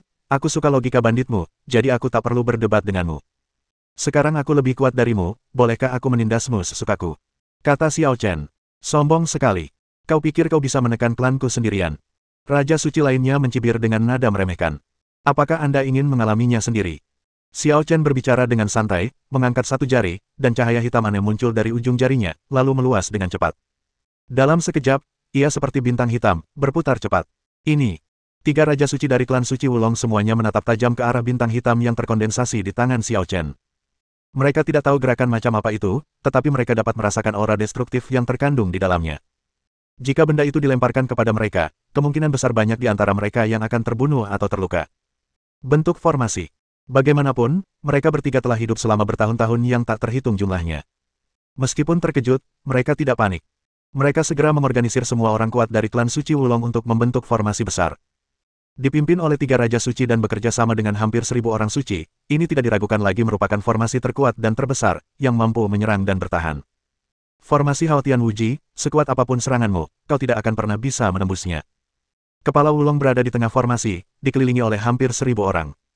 Dengan bantuan formasi tersebut, kultivasinya tampaknya telah dipromosikan secara langsung dari raja suci tingkat rendah ke raja suci tingkat tinggi. Jika Xiao Chen melemparkan bintang hitam di tangannya, kemungkinan besar akan mudah dicegat dan tidak akan berguna. Apakah menurutmu benda ini hanya bisa dilempar? Xiao Chen mencibir, menjentikkan jarinya, dan bintang-bintang hitam terbang tinggi ke langit. Di atas, semua orang tercengang. Apa ini kesalahan? Kenapa dia melempar jurus pamungkasnya ke langit? Bagaimana Anda bisa memukul seseorang seperti ini? Tepat saat orang-orang dari klan suci Wulong terkejut dan bingung, sebuah pemandangan aneh muncul. Bintang hitam yang terbang tinggi ke langit tiba-tiba lenyap begitu saja, dan riak-riak muncul di ruang sekitarnya. Hilang. Semua orang makin bingung. Mungkinkah itu cuma omong kosong? Itu tidak menghilang, itu berpindah. Kata Xiao Chen dengan tenang, karena akan dicegat jika dilempar dari luar formasi, bagaimana kalau membiarkannya meledak di dalam formasimu? Begitu dia selesai berbicara, pemimpin suku Wulong di tengah formasi tiba-tiba merasakan ruang di sekitarnya beriak, dan bintang-bintang hitam yang baru saja menghilang tiba-tiba muncul. Tidak, bubar. Pemimpin suku Wulong berteriak ngeri. Namun, sudah terlambat. Ledakan. Bintang hitam itu meledak dalam sekejap, dan energi seperti Big Bang di alam semesta menyerbu area di sekitarnya. Warga klan suci Wulong berada dalam kondisi yang menyedihkan. Ledakan terjadi di tengah formasi, dan 2 hingga 300 orang tewas di tempat. Sisanya juga terpental dengan menyedihkan. Bahkan ketiga raja suci pun tak luput. Ya Tuhan, apakah aku sedang bermimpi? Dari kejauhan, Meng Yixiwan melihat pemandangan yang luar biasa ini, wajahnya penuh ketidakpercayaan. Klan suci mengirim hampir 1.000 orang kuat untuk menghadapi Xiao Chen, dan dia bahkan berkeringat untuk Xiao Chen. Namun tak disangka, gerakan Xiao Chen nyaris memusnahkan seluruh klan suci. Jika dia seperti ini, Meng Anci, Dong Ao dan Xing Hai akan semakin terkejut. Mereka hanya khawatir klan suci akan melampiaskan amarahnya pada klan es. Namun dalam sekejap mata, klan suci dikalahkan oleh serangan Xiao Chen, dan ketiga Raja Suci terluka parah di tempat. Meng Qing juga menatap kosong ke arah pemuda di sampingnya, dan hatinya tidak bisa tenang untuk waktu yang lama. Dia selalu yakin bahwa Xiao Chen akan menang, tetapi dia juga terkejut bahwa dia mengalahkan klan suci dengan cara yang begitu menghancurkan. Mau main lagi? Xiao Chen berdiri di samping Meng Qing, tak bergerak sedikit pun, menatap pemimpin klan Wulong dengan acuh tak acuh. Aku belum cukup bersenang-senang. Apakah kau, putra dewa dari langit atas? Pemimpin klan Wulong yang terluka parah dan sekarat itu menatap Xiao Chen dengan ngeri. Tidak diragukan lagi bahwa Xiao Chen telah mengalihkan serangannya tadi. Kemampuan memanipulasi ruang sesuka hati ini begitu mengerikan sehingga mustahil untuk bertahan melawannya. Aku pernah melihat beberapa putra dewa, tapi mereka semua biasa-biasa saja dan tidak ada yang istimewa dari mereka. Kata Xiao Chen ringan. Mendengar ini, kepala Wulong terdiam. Anak Tuhan biasa-biasa saja. Monster macam apa yang telah dia provokasi? Bagaimana orang seperti itu bisa datang ke alam ilahi empat penjuru? Pada saat ini, terjadi keributan di dalam gerbang kehampaan, dan energi jahat yang besar sedang gelisah, menyebar di langit berbintang. Sialan, apa yang kalian perdebatkan, semut-semut? Kalian mengganggu istirahatku. Suara yang kuat dan mendominasi itu bagaikan guntur, bercampur dengan tekanan yang sangat kuat, yang secara naluri membuat orang menjadi takut dan gelisah. Suara ini. Xiao Chen menatap gerbang kehampaan dengan ekspresi aneh. Itu monster itu. Ekspresi Meng Qing sedikit berubah. Adapun anggota klan suci Wulong yang tersisa, mereka senang sekaligus khawatir. Kabar baiknya adalah mungkin orang dewasa itu dapat mengambil tindakan terhadap Xiao Chen. Kekhawatirannya adalah orang dewasa itu sedang murung dan tidak dapat memahami kepribadiannya dengan baik. Meng Qing, apa yang kamu ketahui? Tanya Xiao Chen. Kelihatannya seperti ular raksasa berkepala 8. Saya pernah melihat He Tian, He Shaojiang, dan yang lainnya memperlakukannya dengan penuh hormat. Kata Meng Qing. Yaki. Xiao Chen terdiam. Ketika dia mendengar suara itu tadi, dia hanya merasa curiga, tetapi sekarang setelah mendengar deskripsi Meng Qing, dia hampir yakin. Monster yang tersembunyi dalam klan suci Wulong adalah Yamata no Orochi. Bukankah seharusnya orang ini tinggal bersama Taixu Zulong? Kenapa dia ada di sini? Tiba-tiba dunia berubah terbalik, galaksi kehilangan kilaunya, dan sebuah gambar besar semegar langit dan bumi muncul di balik pintu kehampaan. Ular raksasa itu memiliki 8 kepala, masing-masing kepala bagaikan puncak di langit. Di antara kepala-kepala itu, tampak ada gunung dan lautan gelap. Seluruh tubuhnya diselimuti kabut misterius, yang membuatnya tampak semakin jahat dan kuat. Salam, salam, yang mulia. Orang-orang dari klan suci Wulong tidak peduli dengan luka-luka mereka dan membungkuk hormat. Kamu sangat malu. Ular raksasa itu begitu besar hingga seolah-olah meledakkan seluruh langit berbintang. Seseorang di depannya lebih kecil daripada seekor semut. Bab 1579. Melapor kepada tuanku, seseorang datang ke sukuku untuk membuat masalah dan melukai kami. Dialah yang mengganggu istirahat tuan. Dia juga berkata. Kepala suku Wulong berhenti sejenak dengan sengaja. Seperti yang diduga, ular raksasa itu langsung bertanya dengan marah, apalagi yang dikatakannya. Katanya cuma monster ular, biasa saja. Kalau berani muncul, kita akan mengulitinya, mematahkan tulangnya, dan memasaknya jadi sup. Kepala suku Wulong berbicara dengan gemetar dan ragu-ragu, seolah-olah itu benar. Ini tidak diragukan lagi merupakan kebohongan yang paling kasar dan tercela, tetapi ular raksasa itu tidak cukup pintar dan mempercayainya. Brengsek, semut mana yang bilang begitu? Kalau kamu berani, ulangi lagi di depanku. Ular raksasa itu mengamuk dan menguasai alam semesta. Beberapa bintang di sekitarnya hancur berkeping-keping di bawah tekanannya. Yaki, apakah kamu ingin mencari masalah? Pada saat itu, tiba-tiba terdengar suara yang mengagetkan ular raksasa itu dan membuatnya segera menarik kembali tekanannya. 8 kepala dan 8 pasang matanya terus mengamati sekelilingnya, bergumam, sialan, apa aku berhalusinasi? Tuan, itu dia. Pada saat ini, pemimpin suku Wulong menunjuk Xiao Chen dengan penuh semangat dan berkata, dia melukai kita dan masih meremehkanmu, tuan. Karena tubuhnya yang besar, penglihatan Yaki tidak begitu bagus. Namun setelah pemimpin suku Wulong menunjukkannya, dia langsung melihat ke arah tersebut. Pemandangan ini langsung membuatnya takut. Sial, kenapa kamu ada di sini? Sebenarnya, jika penglihatan Anda buruk, Anda masih dapat mengandalkan persepsi Anda. Yamata no Orochi dapat dengan mudah ditemukan oleh orang-orang yang mengenalnya. Namun, kuncinya adalah aura Xiao Chen sangat aneh, atau sangat biasa. Pada dasarnya, mustahil menemukan Xiao Chen melalui auranya, kecuali Xiao Chen secara aktif melepaskannya dan membiarkan orang lain merasakannya. Kudengar ada iblis ular yang membuat masalah di sini, jadi aku, seekor semut biasa, siap datang dan melihatnya sendiri. Yaki, kau begitu agung? Tanya Xiao Chen. Aku hanya akan memulihkan diri di sini selama beberapa hari. Yaki merasa malu. Jika ada satu orang di dunia ini yang bisa membuatnya merasa takut, itu hanya Xiao Chen. Tuan, apakah kalian saling kenal? Kepala Wulong sedikit bingung. Yaki tidak hanya mengenal Xiao Chen, tetapi juga tampaknya sangat takut pada Xiao Chen. Mungkinkah orang yang dicari Yaki adalah Xiao Chen? Beraninya kau menipuku, kau pantas dibunuh. Yaki tiba-tiba menjadi marah dan menamparkan pemimpin suku Wulong dengan satu cakar. Tidak. Setelah dipukul oleh Xiao Chen, pemimpin suku Wulong itu sudah setengah mati. Saat itu, ia sama sekali tidak mampu menahan cakar Yaki. Ia dipukuli hingga babak belur dan tewas di tempat. Ketua klan. Semua orang di klan suci Wulong saling berpandangan, marah namun tak berani bicara, dan tetap diam. Kenapa kau membunuhnya? Xiao Chen berkata tanpa berkata-kata, aku masih membutuhkannya. Orang ini pantas mati karena mencoba menebar perpecahan antara kau dan aku.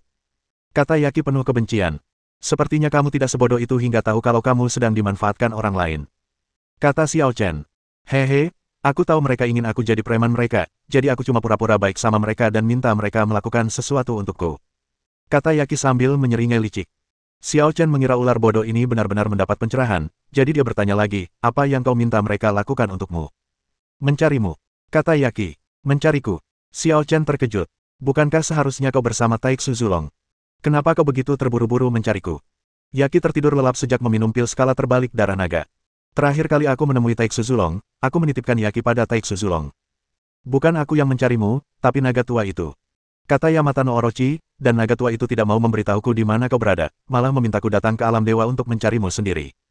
Sialan, alam dewa begitu luas, bagaimana mungkin aku bisa menemukanmu? Aku kebetulan bertemu seseorang dari klan Wulong Shein, dan mereka menawarkan untuk mencarikan seseorang untukku dan memintaku untuk mengunjungi mereka, jadi aku setuju. Zulong mungkin ingin kamu mendapatkan pengalaman sendiri. Tebak Xiao Chen. Meskipun Yaki sendiri mengatakan bahwa dia juga memanfaatkan klan suci Wulong, jika dia tidak muncul, masih belum diketahui siapa yang akan tertawa terakhir antara Yaki dan klan suci Wulong. Apa yang Zulong ingin aku lakukan? Tanya Xiao Chen, apakah untuk membuka kekuatannya? Katanya ia mengingat beberapa hal yang sangat menakutkan dan meminta Anda untuk pergi dan melihatnya. Kata Yaki. Sesuatu yang sangat menakutkan. Pikir Xiao Chen dalam hati ketika mendengar ini. Dideskripsikan seperti ini oleh Taixu Zulong pasti luar biasa. Aku benar-benar harus pergi dan menemuinya. Aku akan kembali beberapa hari lagi. Sekarang aku ingin melihat ke dalam. Xiao Chen menunjuk ke pintu kehampaan. Tentu saja di dalamnya terdapat markas klan suci Wulong. Karena klan suci Wulong dapat menjarah sumber daya dari klan lain, tidak ada alasan bagi Xiao Chen untuk melepaskan gunung harta karun ini. Evolusi Chaos Green Lotus membutuhkan sejumlah besar energi. Tentu saja, Chaos Green Lotus tidak peduli dengan energi biasa. Ia hanya menyerap energi yang paling berharga dan terbaik. Yaki langsung mengerti maksud Xiao Chen dan berkata, aku akan membawamu ke sana. Ada banyak hal baik di sana.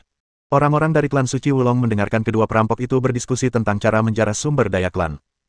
Mereka ingin menangis, tetapi tidak ada air mata di mata mereka. Namun, mereka tidak memiliki keberanian untuk menghentikan mereka dan hanya bisa menonton. Setelah cobaan ini, klan suci Wulong akan sangat beruntung jika mampu mempertahankan warisan mereka, apalagi maju ke surga atas. Xiao Chen dan Yaki memiliki pemikiran yang sama dalam hal menjadi bandit, dan dalam beberapa hari mereka telah menjarah sebagian besar sumber daya klan suci Wulong. Di antara mereka, hanya beberapa yang dapat diapresiasi oleh Chaos Green Lotus, tetapi cukup untuk membuat Chaos Green Lotus bahagia.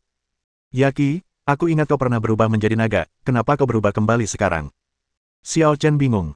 Sebelum meminum pil skala terbalik darah naga, Yaki telah mengalami mutasi dan kepala ularnya berevolusi menjadi kepala naga. Setelah meminum pil skala terbalik darah naga, seseorang seharusnya lebih dekat dengan naga, tetapi mengapa dia kembali ke wujud aslinya? Naga tua bilang tidak aman bepergian di alam dewa dalam wujud naga. Itu tabu, jadi aku disuruh untuk tidak mencolok. Yaki membual. Kalau aku berubah kembali ke wujud 8 naga, aku yakin akan membuatmu takut. Apakah kamu akan mati jika tidak meniup? Xiao Chen memperhatikan bahwa Yaki sekarang sangat mengembang. Namun, klan suci Wulong memiliki 3 raja suci. Fakta bahwa Yaki mampu membuat mereka takut padanya menunjukkan bahwa ia memang memiliki kemampuan yang luar biasa. Dibandingkan sebelumnya, ia telah bertransformasi secara drastis. Tunggu, tiba-tiba aku menemukan sesuatu yang sangat serius. Yaki tiba-tiba menatap Xiao Chen dengan serius. Apa yang akan kau lakukan lagi? Kata Xiao Chen. Mata Yaki berputar-putar sambil menyeringai, wah, tiba-tiba aku merasa mungkin aku bukan tandinganmu. Dulu aku sedikit terpengaruh olehmu, dan secara naluriah aku takut padamu saat melihatmu. Tapi nyatanya, aku telah berubah total. Kekuatanku sekarang jauh melampaui kekuatanmu. Tak ada alasan bagiku untuk bergantung padamu. Oh, maksudmu. Ekspresi Xiao Chen tenang, tanpa gejolak di hatinya. Aku ingin menantangmu berduel. Kalau aku menang, kau akan jadi peliharaanku mulai sekarang. Aku akan melindungimu. Bab 1580. Yaki, kurasa kau terlalu sombong untuk punya ide seperti itu. Kata Xiao Chen dengan wajah muram. Meskipun kau pernah baik padaku di masa lalu, yang kuat adalah raja. Tidak ada alasan untuk membiarkan seseorang sekuat aku dikendalikan olehmu. Yaqi berkata dengan serius, jadi duel ini perlu. Benarkah? Kata Xiao Chen, baiklah, aku akan membiarkanmu bergerak dulu. Siapa yang kau pandang rendah? Aku akan membiarkanmu bergerak. Kata Yaqi, kalau kau yang bergerak duluan, aku akan membuatmu yakin. Baiklah, kamu yang memintanya. Xiao Chen merasa Yaqi pantas dihukum, dan dia ingin memberinya pelajaran agar ia berperilaku baik. Kutukan besar. Xiao Chen terlihat dengan aura tahu mengalir di sekelilingnya saat ia menunjuk ke arah tubuh besar Yaqi. Tiba-tiba tubuh Yaqi diselimuti oleh kekuatan misterius, terus menyusut, dan penampilannya juga berubah. Akhirnya ia menjadi anjing lokal. Apa-apaan ini, Guk-Guk? Wah, kamu curang, Guk-Guk. Cepat kembalikan aku, wuf-wuf.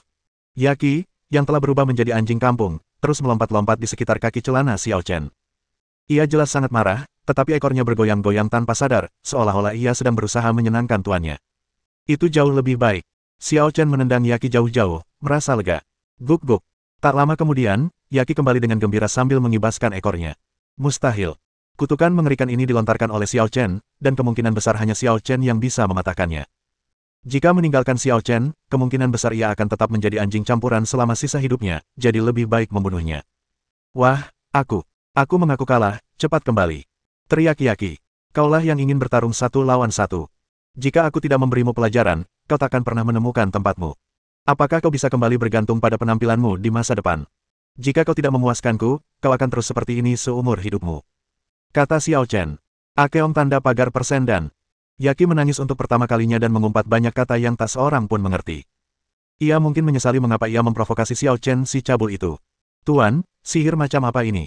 Meng Qing sangat terkejut melihat pemandangan ini. Ular berkepala 8 yang begitu besar berubah menjadi anak anjing. Mantra ini terlalu mengerikan. Jika ini digunakan pada orang lain selama pertempuran, bagaimana mereka akan bertarung? Aku hanya memikirkannya secara spontan dan memberinya nama acak, tapi kalau boleh dibilang, itu seharusnya dianggap kutukan. Kata Xiao Chen. Apakah kamu juga begitu? Meng Qing tertegun, tidak mengerti. Sebenarnya, semua jalan agung mengarah ke tujuan yang sama. Setelah memahami hakikat, kau bisa melakukan apapun yang kau mau, mewujudkan pikiranmu, dan langsung menggunakannya. Kata Xiao Chen. Meng Qing. Lupakan saja, kau mungkin juga tidak akan memahaminya. Pahami saja sebagai tahu yang kuciptakan.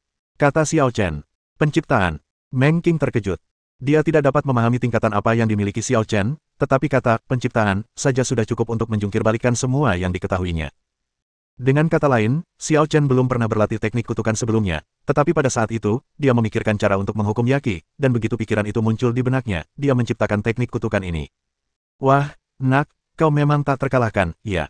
Guk-Guk. Yaqi pun mengerti maksud Xiao Chen, berjongkok di sana sambil mengibaskan ekornya. Kurasa aku sudah memahami konsep penciptaan di kehidupanku sebelumnya. Saat itu, aku masih bodoh, lemah, dan pasti akan mati. Jadi, tidak ada kemampuan yang benar-benar tak terkalahkan di dunia ini. Tak seorang pun berani menyebut dirinya tak terkalahkan sebelum benar-benar menjelajahi dunia ini. Xiao Chen menatap langit berbintang, seolah mendesah. Yaqi menatapnya dan selalu merasa bahwa dia berpura-pura tenang, tetapi dia tidak berani mengeluh. Xiao Chen membawa Meng Qing ke klan Es dan memanggil Meng Yixuan, Meng Anqi, 3 leluhur kaisar dewa dan puluhan tetua klan Es. Kali ini, Kaisar Yongfeng jauh lebih patuh. Ia duduk di ujung dan tidak berkata apa-apa. Bagaimana mungkin dia membayangkan Xiao Chen, sendirian, bisa menggulingkan klan Suci Wulong? Dia begitu kuat. Semuanya, aku memanggil kalian ke sini hari ini untuk membuat pengumuman. Meng Qing berbicara dengan lantang atas aba-aba Xiao Chen, aku telah memutuskan untuk menyerahkan posisi ketua klan kepada Yixuan. Mulai sekarang, kalian akan berusaha sebaik mungkin untuk membantunya. Begitu kata-kata itu diucapkan, semua orang yang hadir berseru dan ekspresi mereka berubah drastis. Ketua, mengapa Anda tiba-tiba mengambil keputusan ini? Ya, Meng Qing, klan Es tidak bisa hidup tanpamu. Semua orang sangat gembira dan ingin mempertahankannya. Meng Qing sekarang menjadi pilar klan Es.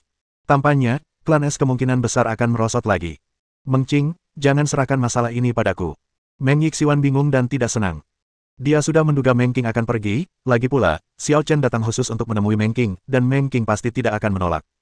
Namun dia tidak dapat menerima jika jabatan pemimpin klan diberikan kepadanya. Kenapa? Tanya Meng Qing penasaran, kau juga putri kaisar saat itu, dan kau bersaing denganku untuk posisi ketua klan. Sekarang setelah kuberikan padamu, kau tidak menginginkannya. Manusia berubah. Apa yang kita pikirkan dulu tidak mencerminkan apa yang kita pikirkan sekarang. Kata Meng Yixuan, kekuatanku terlalu lemah. Aku tak sanggup menahan tekanan ini. Jangan cari alasan. Kau satu-satunya di klan es yang mampu melakukan ini sekarang.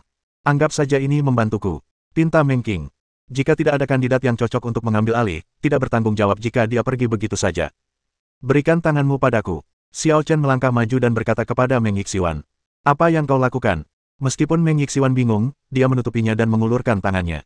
Xiao Chen menyingsingkan lengan bajunya dan mengukir tanda gerbang pemanggilan di lengannya yang seputih salju. Ketika saatnya tiba, aku akan menggunakan ini untuk memanggilmu dan membantumu meningkatkan kekuatanmu. Kau bisa mengambil alih posisi pemimpin klan dengan tenang. Kata Xiao Chen. Benarkah?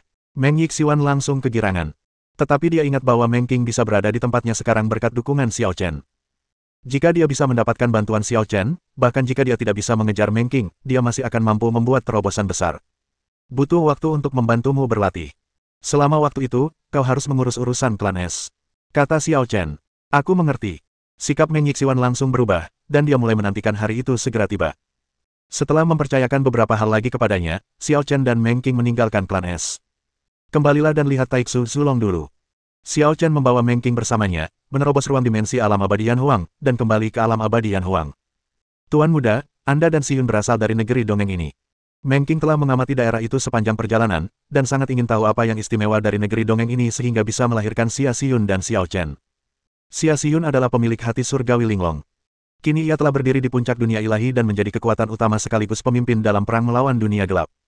Adapun Xiao Chen, dia tampaknya tidak memiliki gelar khusus apapun, tetapi kekuatannya begitu luar biasa sehingga tidak dapat ditebak oleh akal sehat. Meng King merasa bahwa bahkan jika Xia Xiyun sepenuhnya membangkitkan hati indah Dao Surgawi, dia masih akan kalah dari Xiao Chen. Tentu saja, mereka berdua saling mencintai dan merupakan pasangan yang sempurna. Tak perlu khawatir siapa yang lebih kuat atau lebih lemah. Ketika mereka menggabungkan kekuatan, mereka menjadi kekuatan yang benar-benar tak terkalahkan di dunia ini. Bersambung.